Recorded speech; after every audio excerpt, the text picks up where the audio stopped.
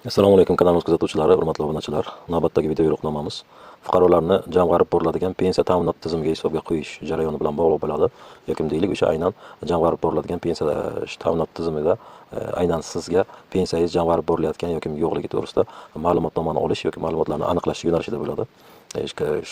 Video yo'riqnomani boshlashdan oldin kanalimizni kuzatayotgan yangi kuzatuvchilarimizdan kanalimizga obuna bo'lishni va 70 dan ortiq kanalimizda joylashtirilgan davlat xizmatlari yo'nalishidagi turli video yo'riqnomalar ko'magida aynan uydan turib xizmatlardan foydalanishni maslahat beramiz, tavsiya qilamiz.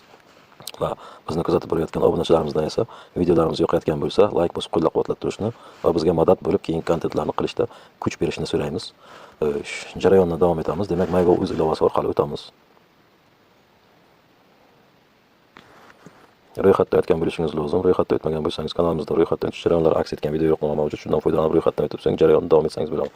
Demak, ilovaga o'tgandan so'ng xizmatlar sohasida pensiya degan sohasini tanlab olamiz va bu yerda aynan jamg'arib boriladigan pensiya tizimiga hisobga qo'yish degan xizmati mavjud. Shu bo'yicha o'tamiz. Xizmat bepul amalga oshiriladi va avtomatik tarzda biror bir turdagi hujjat talab qilinmaydi. Xizmatdan foydalanish qilib jarayonni davom etamiz.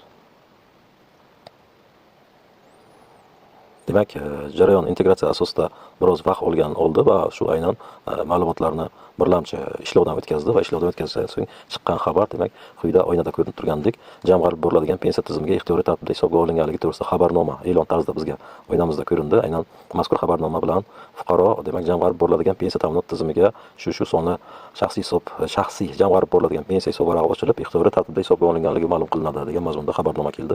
Bu yerda ostida yuklab olishga ham imkoniyat mavjud.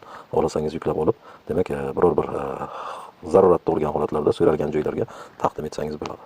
Video yo'riqnomamiz aynan mana shu mavzuda edi. Yoqqan bo'lsa yana takror aytamiz, like bosib qo'llab-quvvatlang. Bizni ko'rishda davom eting va demak, jarayonlarni yaqinlaringizga ulashing. E'tiborlaringiz uchun rahmat, salomat bo'linglar.